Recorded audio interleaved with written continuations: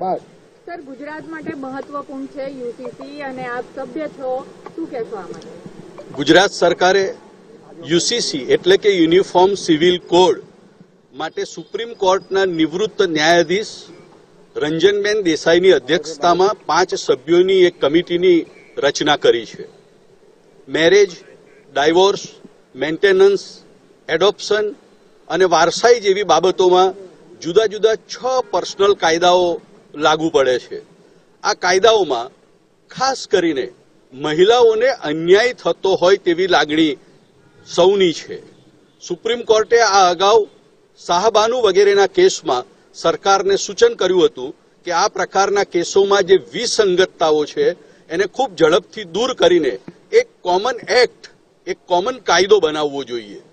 ભારતીય બંધારણમાં પણ બંધારણ સભાએ માર્ગદર્શક સિદ્ધાંતોમાં આ પ્રકારનો કાયદો બનાવવાની જોગવાઈ કરી છે.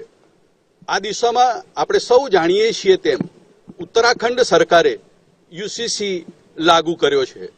ગુજરાત સરકાર પણ આ દિશામાં ખૂબ વિચારી રહી છે અને કાયદામાં રહેલી છટકબારીઓનો લાભ લેવાતો બંધ થાય અને સ્ત્રીઓને એમના હક અને અધિકાર કાયદા પ્રમાણે મળે એ ખૂબ જરૂરી હોવાથી આ પ્રકારની કમિટીની આજે રચના કરીને એક સભ્ય તરીકે મારી નિમણૂક કરી છે. તમારું કામગીરી કઈ રીતે રહેશે, તમે કઈ રીતે નિભાવશો? આ 5 સભ્યોની જે કમિટી છે એ કાયદો, સમાજ,